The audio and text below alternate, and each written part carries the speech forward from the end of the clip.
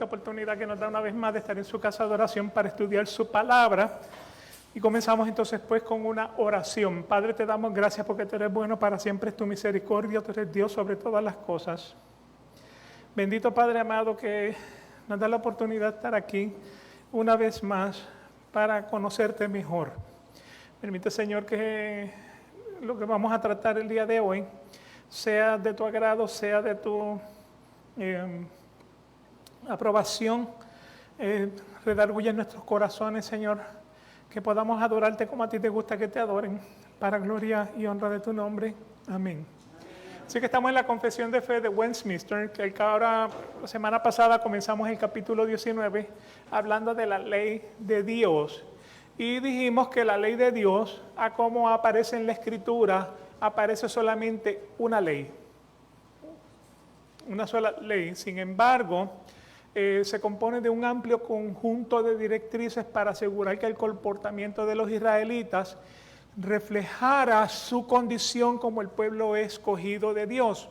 Esta ley pues abarca lo que se conoce como el comportamiento moral, su posición como un ejemplo piadoso para otras naciones. En otras palabras, que de acuerdo con la ley que Dios le puso al pueblo de Israel, todas las naciones tuviesen un ejemplo mirando a otro pueblo de que era la adoración y el conocimiento a Dios, el servir a Dios. Así que es un ejemplo piadoso para otras naciones, los procedimientos sistemáticos para reconocer la santidad de Dios y la pecaminosidad de la humanidad. Como les mencioné, pues esta ley es una ley, o sea que en ningún momento dice, pues esto es ley moral, esto es ley ceremonial, esto es ley judicial. El hombre fue el que le puso entonces esas divisiones, le puso entonces esos títulos con un intento de poder comprender mejor el propósito de estas leyes que vamos a encontrar a través de toda la Biblia. Así que tanto judíos como cristianos han aceptado, la han clasificado como la ley moral. La ley moral pues prácticamente abarca los 10 mandamientos, o sea, la moralidad del hombre en los 10 mandamientos, o la moralidad que el hombre debería de observar al observar los 10 mandamientos. La ley ceremonial, que tiene que ver entonces con las leyes que se dieron para los propósitos de las fiestas del pueblo, y la ley judicial, que tiene que ver entonces con la justicia como nosotros lo conocemos aquí en la tierra, o sea, el gobierno que hace justicia al hombre con el hombre. Entonces, hoy vamos a comenzar en la sección 1, me parece que la sección 1 está a la parte de arriba de la página 5. Vamos a 19.5, por favor. Okay, y en esa sección 1 dice la confesión de fe: Dios dio a Adán una ley como un pacto de obras. Recuérdense que nosotros estamos bajo el pacto de gracia, pero la ley que le dio a Adán era un pacto de obras, o sea, no comas de ese árbol, porque el día que tú comas de ese árbol, ciertamente morirás. Así que Dios le dio a Adán una ley como un pacto de obras, por la que lo obligó a toda su posteridad a una obediencia personal, completa, exacta y perpetua. Le prometió vida por el cumplimiento de ella y le amenazó con la muerte si la infringía, y le dio también el poder y la capacidad para guardarla. ¿Okay? Así que la ley de Dios es central al mensaje de la Biblia. O sea, solamente Jesucristo es superior a la ley moral de Dios. ¿Okay? Así que, en otras palabras, Jesucristo eclipsa a la ley en términos de importancia, pero la ley es el mensaje central de toda la Escritura. Y esta sección de la confesión nos enseña que la ley de Dios es la norma para la perfecta obediencia que Dios le impuso a Adán en la creación, y que sus demandas pues son absolutas. O sea, cuando Adán pecó, Dios no le dio otra oportunidad. en el término de que está bien, ibas a resbalar, yo lo sabía, pero vamos a dejarlo pasar y te voy a dar otra vez la ley, pero si fallas esta vez, te corto las patas. O sea, ¿me explico? O sea, que en el momento que él le dijo, cuando comas de ese árbol ciertamente morirás, eso fue exactamente lo que pasó. Adán murió ante la presencia, la separación que existió entre el hombre y Adán, eso fue lo que se dio en ese momento. En Génesis capítulo 2, versículos 16 al 17 dice, y ordenó el Señor Dios al hombre diciendo, de todo árbol del huerto podrás comer, pero del árbol del conocimiento del bien y del mal no comerás, porque el día que de él comas, ciertamente morirás. ¿Okay? Así que nuevamente esa ley fue absoluta. Esa ley no fue, o sea, no tenía una fuente ambivalente. No era condicional. ¿Es o no es? No había entremedios. ¿Okay? El apóstol Pablo nos enseña que la ley fue transcrita originalmente en la conciencia humana. En Romanos capítulo 2, versículos 14 y 15 dice, porque cuando los gentiles que no tienen la ley, o sea, el gentil no tiene una Biblia, el gentil no se rige por la Biblia. Sin embargo, el gentil sabe que violación es malo o asesinato es malo. ¿Me explico? Pero no tienen una Biblia. Entonces, ¿dónde está esa ley moral en el hombre? Esa ley moral está dentro de su ser, es innata con el hombre. O sea, de la misma manera que el hombre nace con la avaricia, la codicia y el egoísmo, también nace con una ley moral donde él puede identificar lo que es bueno y lo que es malo. Así que nuevamente, porque cuando los gentiles que no tienen la ley, que no cargan la Biblia, que no leen la Biblia, que descartan la Biblia, cumplen por instinto los dictados de la ley.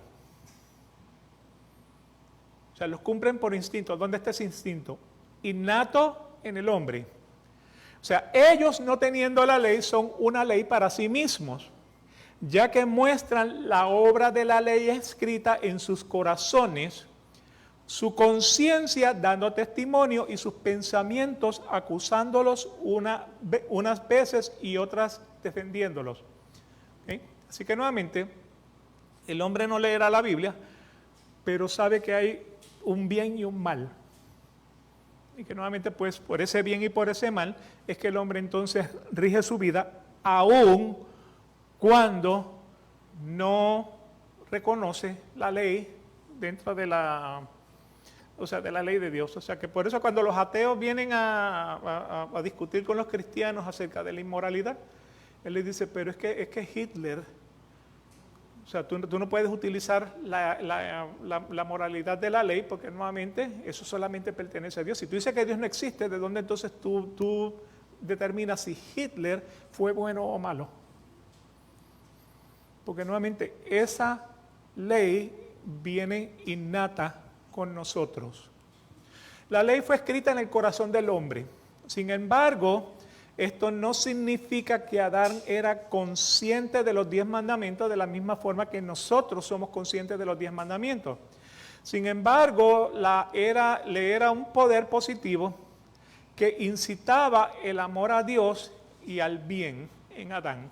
O sea que Adán, a pesar de haber entonces fallado ante el único mandamiento que Dios le puso, todavía era, temeroso de Dios. Adán fue el que le puso los nombres a los animales. Dios creó los animales, Adán fue el que le puso los nombres. ¿Me explico? Eso es lo que lo dice la Biblia. Tienen que leerse esos primeros 3 capítulos de Génesis para que vean esos detalles. Así que nuevamente, él tenía amor a Dios y él prácticamente pues seguía el mandamiento que estaba dentro de su corazón, a pesar de que no eran 10 mandamientos. Pero cuando Adán quebranta la ley, sin embargo, él y sus hijos no dejaron de ser hombres. Siguieron siendo hombres. Lo único que eran hombres separados de la presencia de Dios. O sea, el único cambio que existió cuando ellos pecaron fue en la relación a la ley. La ley había sido para ellos el camino a la vida. Ahora, la ley, por la misma ley, lo llevaba entonces por el camino de la muerte. O sea, dejaron de vivir por ella y comenzaron a vivir en su contra. En Eclesiastés capítulo 7, versículo 29, dice, mira, solo esto he hallado, que Dios hizo recto a los hombres, pero ellos se buscaron muchas artimañas. ¿Okay? Así que Dios hizo el hombre recto. El hombre fue el que se desvió. ¿Buscando qué? Gloria para sí mismo. Porque si ustedes miran por qué razón fue que Eva come de la fruta, es porque la serpiente la engañó diciéndole, o sea, el día que tú comas de esa fruta, tú serás igual a Dios. O sea que el egoísmo, la avaricia, la codicia son innatas dentro del hombre. Okay, así que ella se buscó la artimaña para decir, pues yo quiero ser igual que Dios. ¿Sí? Entonces el hombre pecador tiende a restringir la verdad. Sin embargo, los hombres reconocen que están bajo la obligación de cumplir la ley de Dios. Por ejemplo, utiliza un juicio moral. Aun cuando el hombre es mentiroso, el hombre como que tiende a condenar la mentira. O sea, yo te puedo mentir a ti, pero no me gusta que me mientas.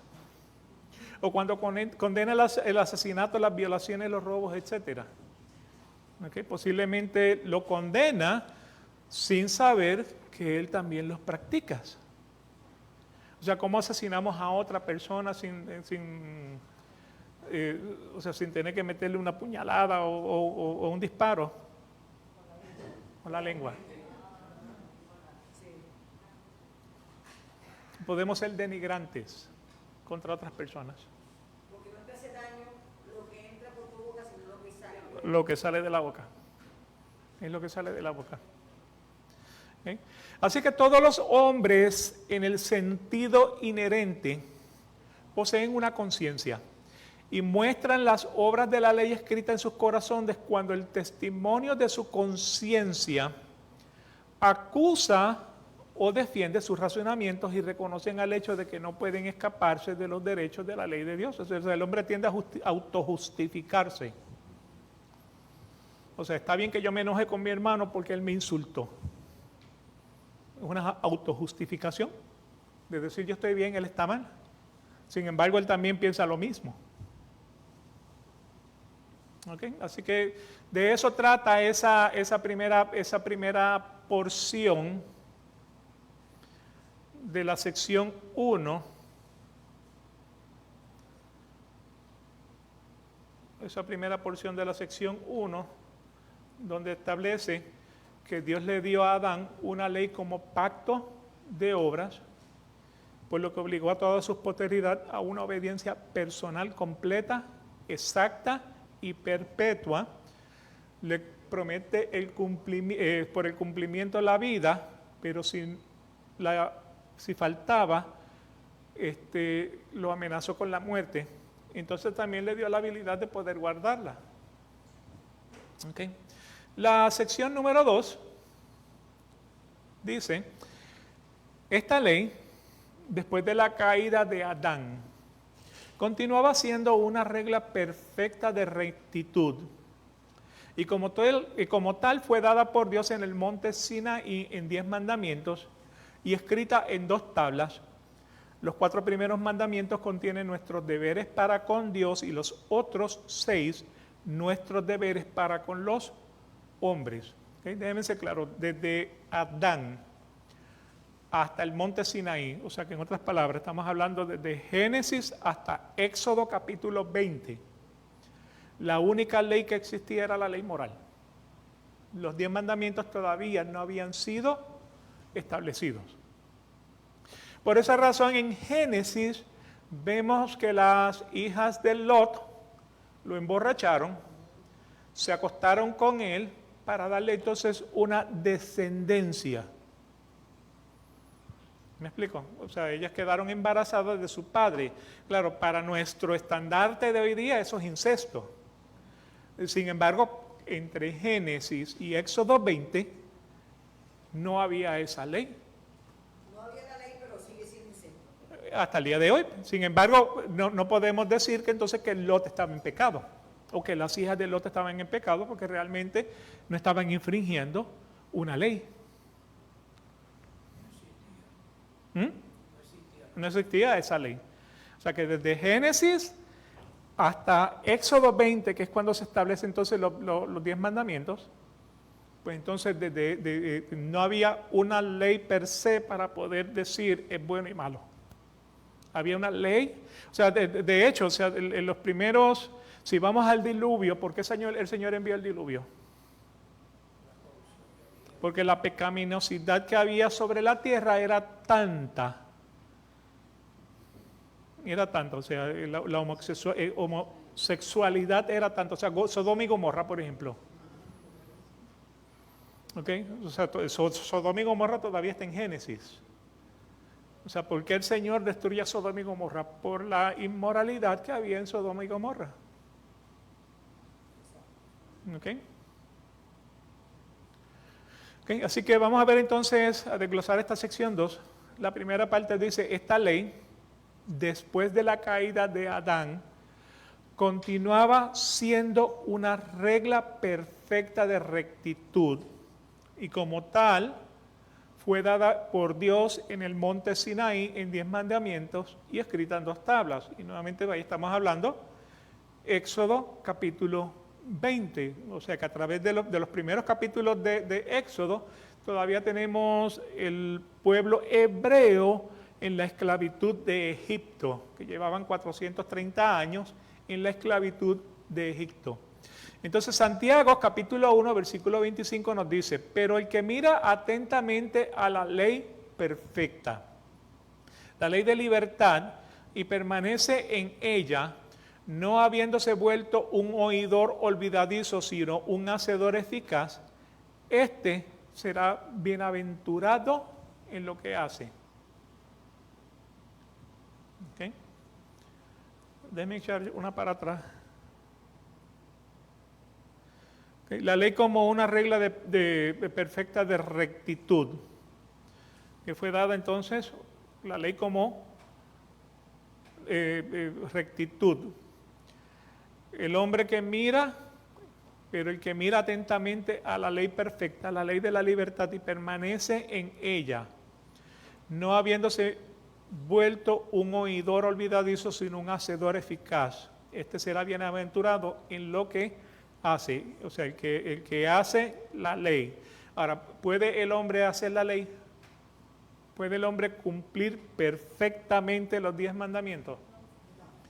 ¿Puede el hombre perfectamente cumplir los 613 mandamientos que... Si no puedes con 2, menos vas a poder con 10 y menos vas a poder con 613. No puede ni con 1. Amar a Dios sobre todas las cosas. Ajá, no, correcto. No comerás del árbol del bien. Deuteronomio capítulo 10, versículo 4. Y él escribió sobre las tablas, conforme a la escritura anterior, los 10 mandamientos que el Señor les había hablado a ustedes en el monte de en medio del fuego el día de la asamblea, y el Señor me las dio.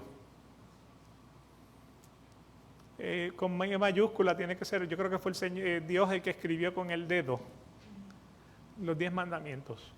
Yo creo que el él en capítulo en mayúscula se está refiriendo entonces al Padre, conforme él escribió sobre las tablas, conforme a la escritura anterior, los 10 mandamientos que el Señor les había hablado a ustedes en el monte de en medio del fuego del día de la asamblea, y el Señor me las dio. Así que la ley de Dios en el monte Sinaí, en 10 mandamientos y escrita en 2 tablas, aparecen en Deuteronomio pero las vemos por primera vez en Éxodo capítulo 20, versículos del 3 al 17. Y miren cómo dice Éxodo 20, del 3 al 17. Número 1, primer mandamiento. No tendrás otros dioses delante de mí. Ese es el mandamiento número 1, porque si notan el versículo 3 termina en un punto y aparte. Número 4, no te harás, el segundo mandamiento comienza aquí. No te harás ningún ídolo, ni semejanza alguno de lo que está arriba en el cielo, ni abajo en la tierra, ni en las aguas debajo de la tierra. No los adorarás ni los servirás, porque yo, el Señor tu Dios, soy Dios celoso que castigo la iniquidad de los padres sobre los hijos hasta la tercera y la cuarta generación de los que me aborrecen, y muestro misericordia a millares a los que me aman y guardan mis mandamientos. Así que mandamiento número 1, no tendrás otros dioses delante de mí. Mandamiento número 2, no te harás imágenes. No te harás imágenes de lo que está en la tierra, en el cielo o debajo de las aguas. ¿Okay? Ese es el mandamiento número 2. Mandamiento número 3.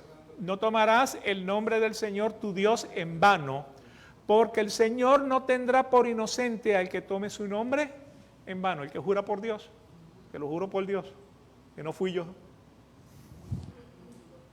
¿Okay? El mandamiento número 4. Acuérdate del día de reposo para santificarlo. 6 días trabajarás y harás toda tu obra, pero el séptimo día es día de reposo para el Señor tu Dios. No harás en él trabajo alguno, tú, ni tu hijo, ni tu hija, ni tu siervo, ni tu sierva, ni tu ganado, ni el extranjero que está contigo. ¿Okay? Así que nuevamente, mandamiento número 1, no tendrás otros dioses delante de mí. Mandamiento número 2, no te harás imágenes, ni tampoco las vas a adorar, ni te vas a postrar frente a ellas. Mandamiento número 3, ¿cómo? No tomarás el nombre de Dios en vano. Y el número 4, no vas a profanar el día de reposo. ¿Okay? Así que cuando Jesucristo dice, ¿cuál es el primero y más grande mandamiento? Y él dice, amarás a tu Dios con toda tu alma, con toda tu mente y con todo tu corazón. ¿De qué estaba hablando? De esos primeros 4 mandamientos. O sea que eso es un resumen de los primeros 4 mandamientos. Entonces ahora, cuando él dice, y el segundo mandamiento es igual, amarás a tu prójimo como a ti mismo. ¿Y qué significa amar a tu prójimo como a ti mismo? 5. Honra a tu padre y a tu madre para que tus días sean prolongados en la tierra que el Señor tu Dios te da. El único mandamiento con bendición. Honra a tu padre y a tu madre. Reconoce la labor de tu padre y tu madre. No dice porque son buenos o porque son malos. Porque son tus padres. Me explico, porque hay gente que porque mi padre nunca me llevó a un parque de pelota, yo nunca lo voy a llevar a él a un parque de pelota a ver un juego de béisbol. No es que hay gente que son vacías. Ajá. Y cuando la Biblia nos dice, no pagues el mal con el mal, paga el mal con el bien. Está bien, mi padre no me llevó, yo lo voy a llevar. ¿Okay? Así que nuevamente pues, honra a tu padre y a tu madre, no porque son buenos o porque son malos, sino porque el Señor te lo da como mandamiento para que tus días sean prolongados en la tierra que el Señor Dios te da. ¿Sí? Número 6, no matarás. ¿Okay? No matarás a tu prójimo, porque normalmente podemos tomar una gallina y un chancho, una vaca. ¿Okay? O sea, que serían de los sándwiches que nos hace el hermano si no matamos al chancho. Número 14, no cometerás adulterio. Y aquí yo creo que la interpretación tiene puede tener dos significados. Y la razón por la cual es porque más abajo hay otro mandamiento que puede tocar o sea, adulterio en términos de inmoralidad sexual. Ese puede ser uno. Pero ¿qué tal adulterio cuando tú adulteras la balanza para cobrarle más al pobre por los alimentos? ¿Okay? Así que puede tener esas dos interpretaciones. O sea, en otras palabras, no seas injusto, no seas, ya ustedes saben lo que yo quiero decir. Estafadores. Estaba pensando en eso, pero no lo quería decir. Estaba esperando que yo lo dijera. Sí, estaba esperando a que alguien lo dijera. ¿Cómo dice? Sí, porque está adulterando y tal, una vez y no hurtará, hay tantos mandamientos. O sea, está haciendo doble. Sí, el tema es que si fuera por la inmoralidad sexual, entonces mire lo que dice el versículo 27, que realmente pues no hemos llegado ya. No codiciarás la casa de tu prójimo, no codiciarás la mujer de tu prójimo, ni su siervo, ni su sierva, ni su buey, ni su asno, ni nada de que sea de tu prójimo. Entonces pues ahí en la codicia a las cosas de mi prójimo, pudiera entonces caer el tema del adulterio. ¿Me explico? Por eso les digo, puede ser un cuchillito de doble filo. No hurtarás, no darás falsos testimonios contra tu prójimo, y creo que entonces el 5 era honra a tu padre, 6 no matarás, 7 no cometerás adulterio, 8 no hurtarás, 9 no darás falso testimonio contra tu prójimo, entonces el número 10, no codiciarás la casa de tu prójimo, no codiciarás la mujer de tu prójimo, ni su siervo, ni su sierva, ni su buey, ni su asno, ni nada que sea de tu prójimo. O sea, yo creo que hasta cierto punto pues, me adelanté un poquito en las explicaciones de los 10 mandamientos. O sea, no tendrás otros dioses delante de mí. O sea, el primer mandamiento nos enseña a quién debemos adorar. Y solamente adoramos al verdadero Dios. De ninguna forma podemos dar a otro la adoración que le pertenece a Él. Ni podemos reconocer a ningún otro Dios como un objeto legítimo de adoración. Porque la Biblia como tal no lo enseña. ¿Ok? Así que no tendrás otros dioses delante de mí. La adoración solamente se hace a Dios Padre, Dios Hijo, Dios Espíritu Santo. Ese es el único objeto de la adoración. El segundo mandamiento nos enseña cómo debemos adorar. Debemos adorar a Dios únicamente de la forma que lo ha mandado, Él nos ha ordenado o nos ha mandado. Cualquier cosa diseñada, inventada o imaginada por el hombre corrompe la verdadera reverencia y adoración de Dios. Y eso lo que hemos estado mirando en los últimos domingos, la adoración que realmente agrada a Dios. Hoy vamos a ver la parte 3 y quizás tenga que hacer una parte 4, pero lo voy a definir esta semana. Pica y se tiene. ¿Eh? Pica y se tiene. Okay. Ahora, este mandamiento cuando dice no te harás ningún ídolo, ni semejanza alguno de lo que está en el cielo, en la tierra o debajo de las aguas, ni los adorarás, ni los servirás.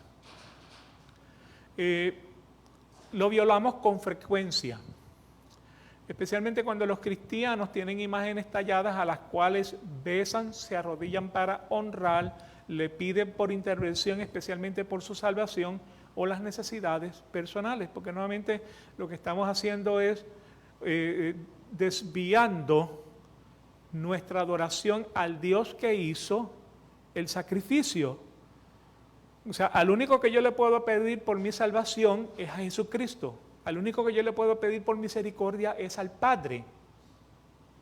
¿Por qué razón? Porque Jesucristo fue el único que estuvo en la cruz del Calvario para ese propósito. Nadie más ha compartido esa cruz. Y esa gloria Dios no la comparte con nadie. O sea, persona no puede tener ni pensamiento ni sentimiento apropiado con respecto a Dios y a Jesús, aparte de la reverencia y la adoración que se describe en la Biblia.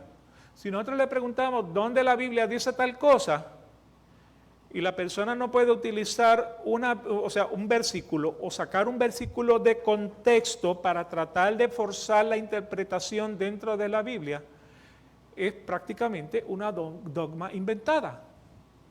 O sea, es hecho por el hombre.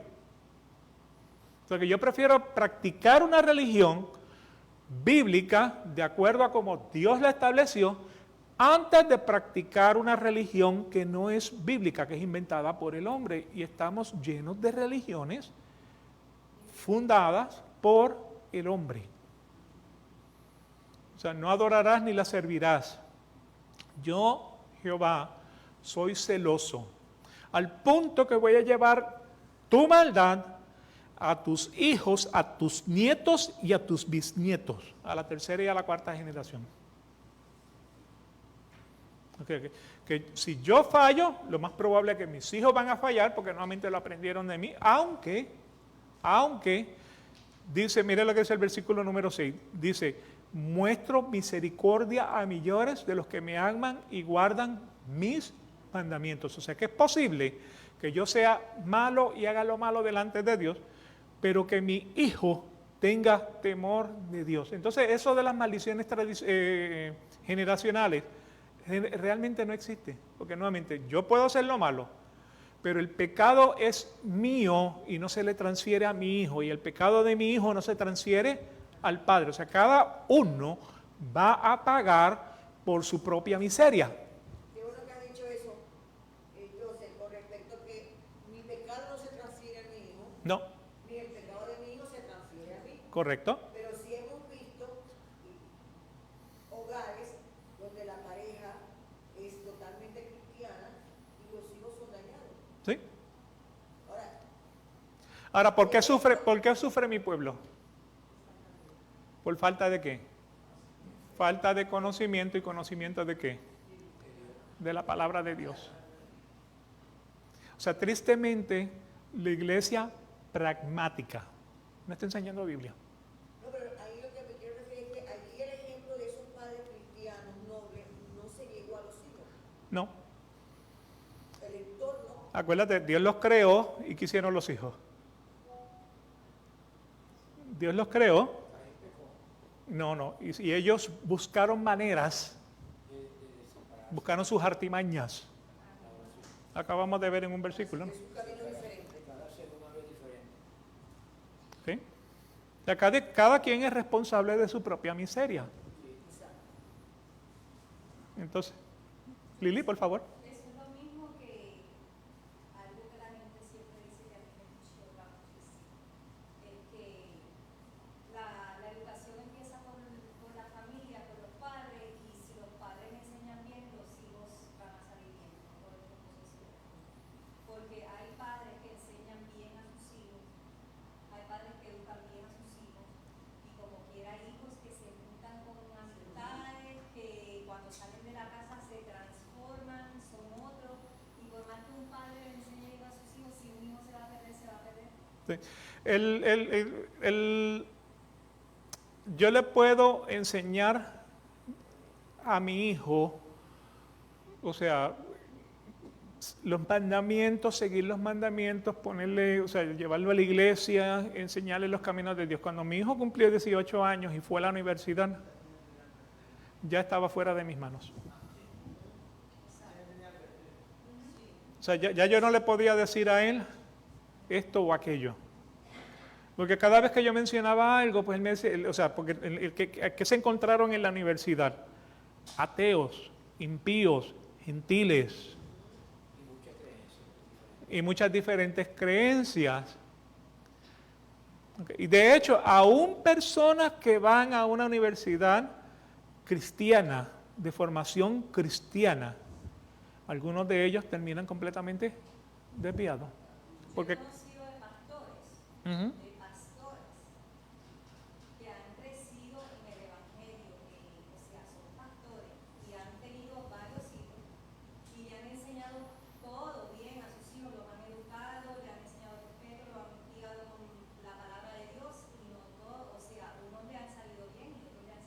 Sí, y ha sido la misma enseñanza. claro. Eso me basa también. O sea, en toda familia hay una oveja negra y yo soy una de ellas.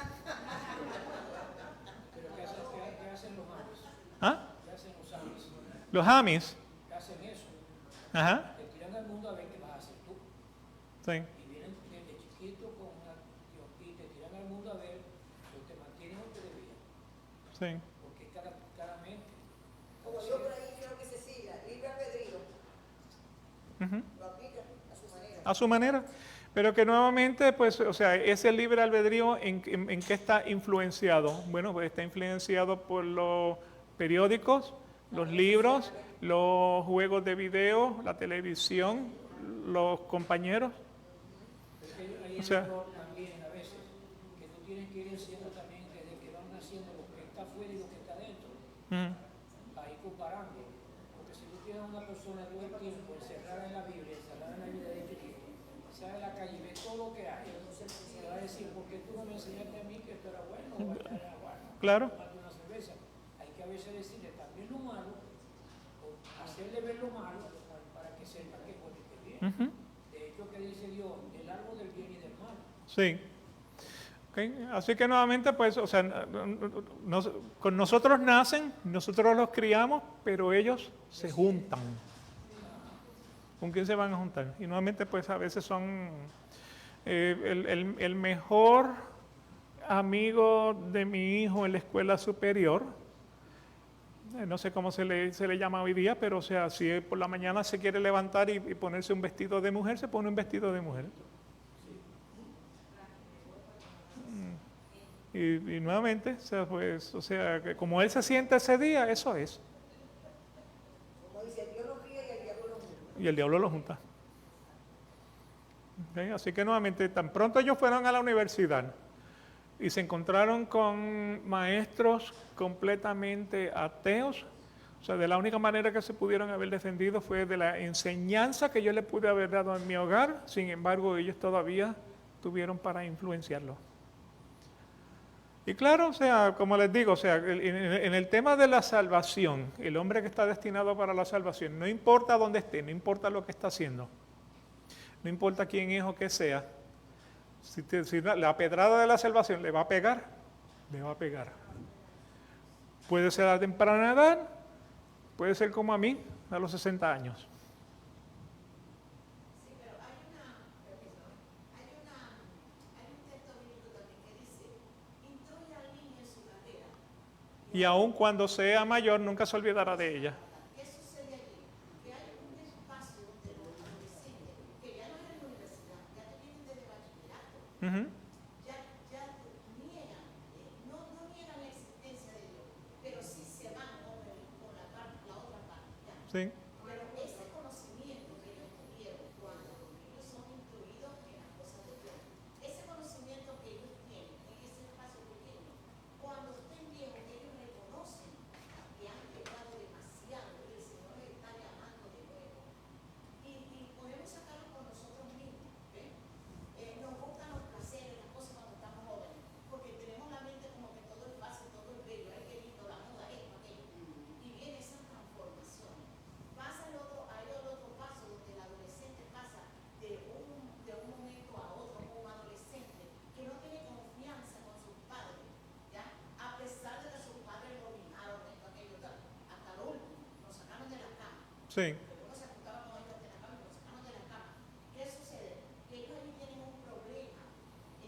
Hay una lucha porque el mismo Satanás, no tengo que nombrarlo, ¿verdad? Y lo apartamos de una vez. Ese le transforma la mente. Claro, o sea, el enemigo vino para matar, robar y destruir. Yo en mi juventud un día dije, Señor, yo no sé si tú existes.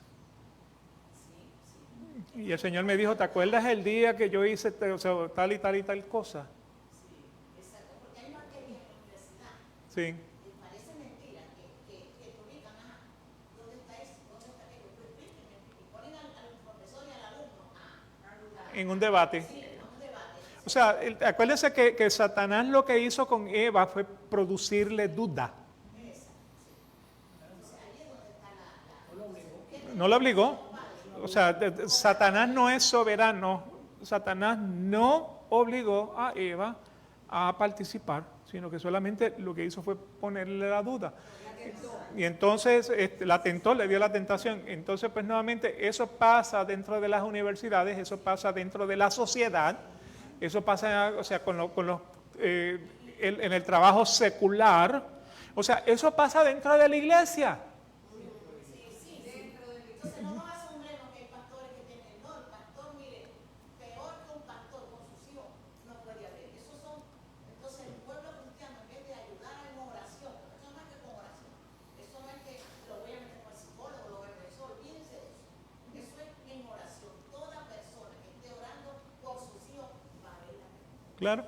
Aquí en Stanford había un pastor que él salía en televisión, tenía una iglesia grandísima. El hombre estaba casado, tenía sus hijos y en París tenía una novia. Y dentro, o sea, un día fue a Nueva York y allí murió. Nunca quisieron desglosar por qué murió, pero el comentario era: murió de una sobredosis. Un pastor. Entonces, dentro de la iglesia, ¿cómo eso afecta a la congregación? Bueno, si es bueno para el pastor tener una novia en París, pues yo puedo tener también 2 o 3 noviecitas aquí dentro de la iglesia. ¿Ah? Sí, yo tengo que ir tan lejos. A cruzar la calle, a cruzar la banca.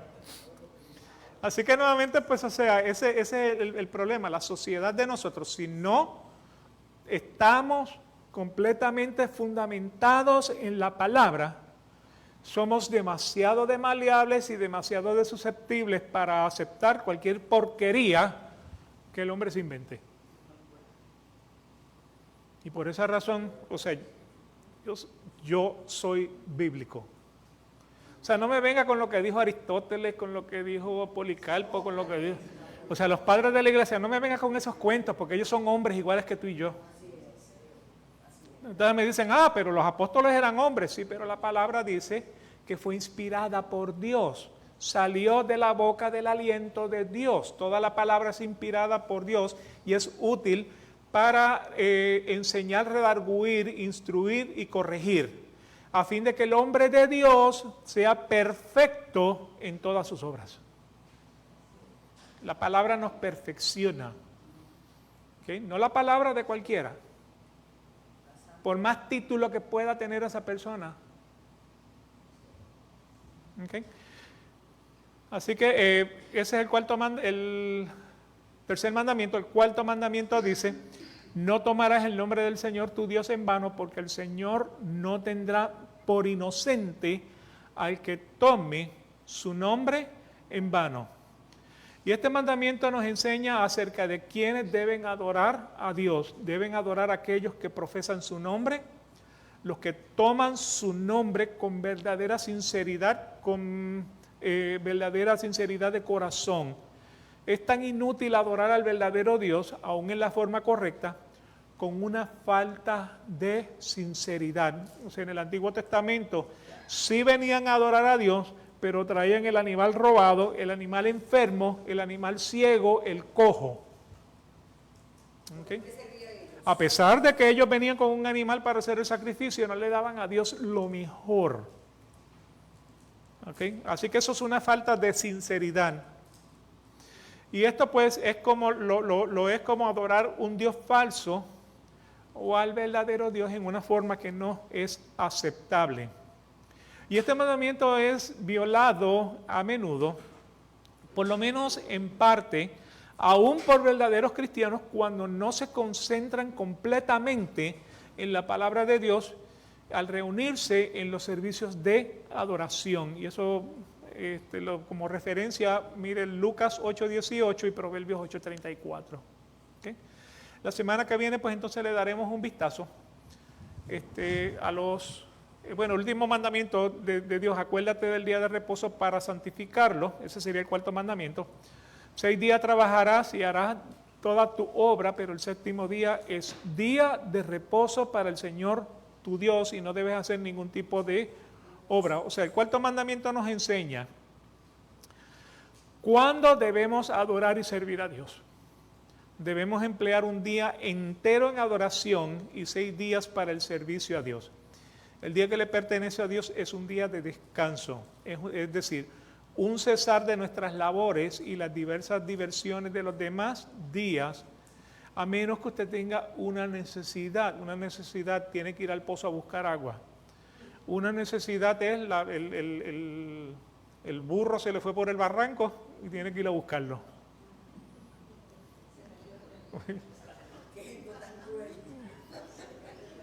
Bueno, aquí nadie tiene un burro en casa.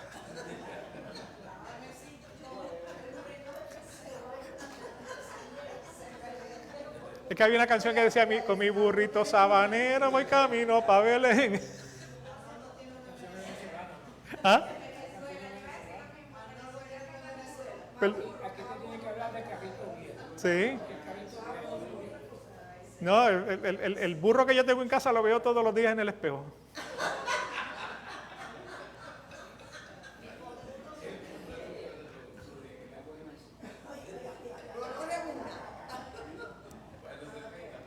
Sé cuando me peino.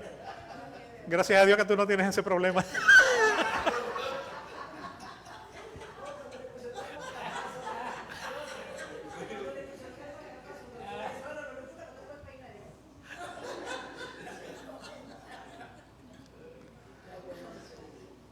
Ok, así que la semana que viene pues entonces hablaremos sobre los 6 mandamientos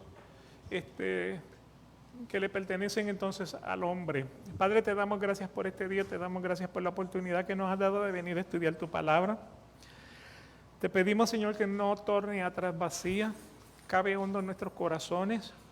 Permite, Señor, que podamos entender las cosas que no entendemos. Todo sea para gloria y honra de tu nombre. Te pedimos que te quedes con nosotros, que tanto la alabanza como la adoración, la palabra que va a ser expuesta hoy día, sea de tu agrado, de tu aprobación, sea solamente para gloria y honra de tu nombre, porque tú eres el Dios verdadero, el Dios de la creación, el Dios de la redención y el Dios de la salvación. Y todo sea para gloria y honra de tu nombre. Amén. Nos veremos entonces en el servicio. Dios guarde a su pueblo.